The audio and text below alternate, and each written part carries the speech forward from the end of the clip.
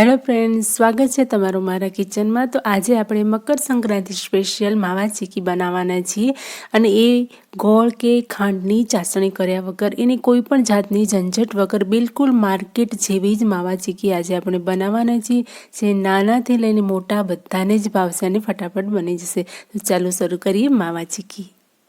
તો એના માટે આપણે સૌપ્રથમ લઈશું દૂધ। 1/4 કપ જેટલું મેં અહીંયા દૂધ લીધું છે અને અડધા કપ જેટલું અહીંયા આપણે લઈશું મિલ્ક પાવડર। મિલ્ક પાવડર તમે કોઈ પણ કંપનીનો લઈ શકો। અને ચપટી આપણે લેવાનું છે અહીંયા કેસર। અને આ બધી જ વસ્તુને મિક્સ કરીને ગેસની ફ્લેમને આપણે ઓન કરી દેવાની છે અને એકદમ લો ફ્લેમ પર આપણે આને માવાને શેકવાનો છે, મતલબ કે મિલ્ક પાવડરને શેકવાનો છે, જેનાથી આપણે શું કરીશું, માવો તૈયાર કરવાનો છે। અને 1 ચમચી જેટલું મેં અહીંયા ઘી એડ કર્યું છે। આપણી માવા ચીકીની શાઇનિંગ લાવવા માટે આપણે અહીંયા ઘીનો ઉપયોગ કર્યો છે। તો આપણે આ બધી જ વસ્તુઓને મિક્સ કરીને આપણે કન્ટિન્યુ ચલાવતા રહેવાનું છે। ગેસની ફ્લેમ આપણે એકદમ લો જ રાખવાની છે। તો 4 થી 5 મિનિટની અંદર આપણો અહીંયા માવો તૈયાર થઈ જશે અને માવો જે છે એ કઢાઈ છોડવા લાગે એટલે સમજી લેવાનું કે માવો તૈયાર છે। પછી ગેસની ફ્લેમને આપણે બંધ કરી દેવાની છે અને માવાને આપણે ઠંડો પડવા દઈશું। તો માવો ઠંડો થાય છે ત્યાં સુધી આપણે સિંગદાણાને શેકી લઈશું। તો મેં અહીંયા સિંગદાણાને શેકી લીધા છે અને ઠંડા થાય પછી આપણે એના ફોતરા કાઢી લેવાના છે। તો મેં આવી રીતે એક કપડામાં સિંગદાણાને નાખ્યા અને પછી હાથોથી આવી રીતે એની ઉપર પ્રેસ કરીશું, આવી રીતે 10 થી 12 વખત, એટલે સિંગના ફોતરા ઉતરવા લાગશે। તો અહીંયા સિંગના ફોતરા ઉતરી ગયા છે અને આપણે એને જારામાં નાખીને ફોતરાને ઇઝીલી બહાર કાઢી લેવાના છે। તો જારામાં ફટાફટથી ફોતરા નીકળી જાય છે। અને હવે આ સિંગદાણાને આપણે એકદમ ફાઇન પાવડર બનાવવાનો છે। તો અહીંયા મેં આ સિંગદાણાનો પાવડર બનાવીને તૈયાર કરી દીધો છે।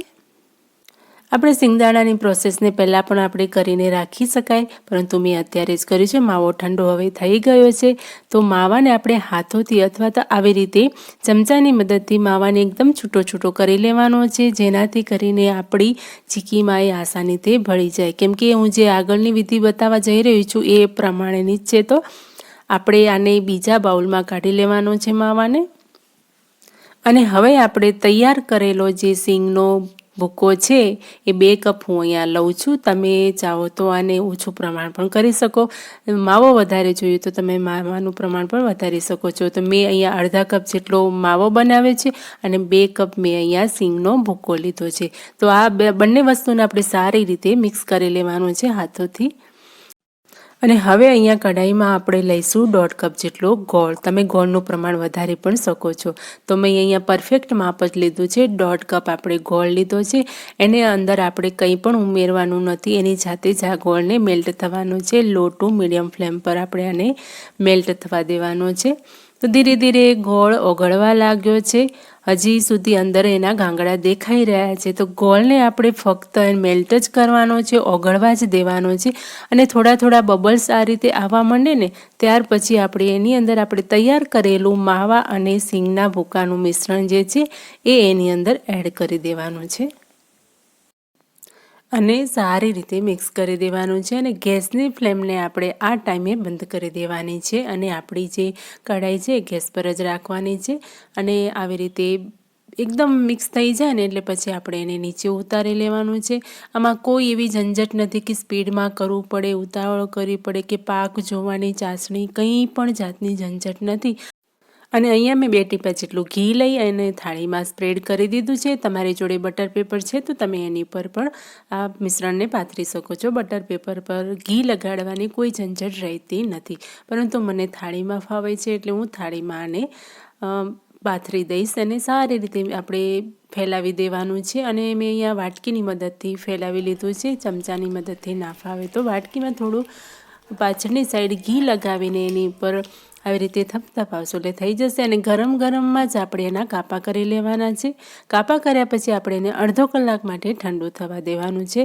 ઠંડુ થઈ જાય પછી તમે અહીંયા જોઈ શકો છો કે હું એનો પીસ કાઢું છું તો એ એકદમ ઇઝીલી નીકળી જાય છે, નથી થાળીમાં ચોળતો કે નથી એને કાઢવાની કોઈ ઝંઝટ રહેતી કે નથી એને થાળીને ગરમ કરવાની રહેતી, એકદમ ઇઝીલી નીકળી જાય છે। જેટલા ઇઝીથી નીકળી જાય છે ને એટલું ઇઝી આ ખાવામાં છે. માવા ચીક્કીનો મતલબ કે એકદમ મોઢામાં મૂકતાની સાથે જ ઓગળી જાય છે. જો તમે આ રીતે એક વખત બનાવશો ને તો તમે કાયમ આ જ રીતથી બનાવશો. તો આ ઉત્તરાયણ તમે આવી રીતે માવા ચીક્કી બનાવજો. તમારા વખાણ કરતાં બધા કોઈ થાકશે નહીં. બધા જ પૂછશે કે કઈ રીતે બનાવી છે, અથવા તો એમ કહેશે કે તમે ક્યાંથી લાવ્યા છો. માર્કેટ જેવી જ બિલકુલ લાગે છે. એક વખત જરૂરથી ટ્રાય કરજો. અને અહીંયા હું તમને તોડીને પણ દેખાડું છું. જુઓ કેટલી સોફ્ટ છે. જેટલી આપણે તોડવામાં સોફ્ટ છે ને એટલી જ મોઢામાં મૂકતાની સાથે આ ચીક્કી ઓગળી જાય છે. તો આ ચીક્કી બનાવવા માટે માત્ર આપણે 1/4 દૂધમાં અડધો કપ મિલ્ક પાવડર ઉમેરીને માવો બનાવ્યો છે, અને 2 કપ સિંગદાણાનો આપણે ભૂકો તૈયાર કર્યો છે, અને 2 કપ જેટલો ગોળ લઈ એ ગોળમાં આપણે સિંગદાણા અને માવાનું મિશ્રણ ઉમેર્યું છે. એ રીતે ફટાફટ આપણે ઇન્સ્ટન્ટ ચીક્કી બનાવી દીધી છે. માત્ર 15 મિનિટ જ લાગે છે. એક વખત આ રેસીપી જરૂરથી ટ્રાય કરજો. આ ઉત્તરાયણ જરૂરથી બનાવજો. અને હા મિત્રો, જો તમને મારી રેસીપીઓ ગમતી હોય અને તમે હજુ સુધી મારી ચેનલને સબસ્ક્રાઈબ ના કરી હોય તો સબસ્ક્રાઈબ કરી દેજો, અને બેલ આઇકન પર પ્રેસ કરવાનું ભૂલતા નહીં, જેનાથી કરીને મારી આવનારી રેસીપીઓની નોટિફિકેશન તમારી જોડે જલ્દીથી પહોંચે. હું આવી જ નવી રેસીપીઓ લાવતી રહું છું. તો મળીએ છીએ આવી જ કોઈ નવી રેસીપી સાથે. પરંતુ એ પહેલાં દોસ્તો, તમે મારો વિડીયો ક્યાંથી જોઈ રહ્યા છો એ મને કમેન્ટ સેક્શનમાં જરૂરથી બતાવજો. અને હા, તમે જો આ ચીક્કી બનાવી હોય તો મને એ પણ કમેન્ટમાં જરૂરથી જણાવજો, જેથી મને ખબર પડે કે મારી રેસીપી કોણ ટ્રાય કરે છે.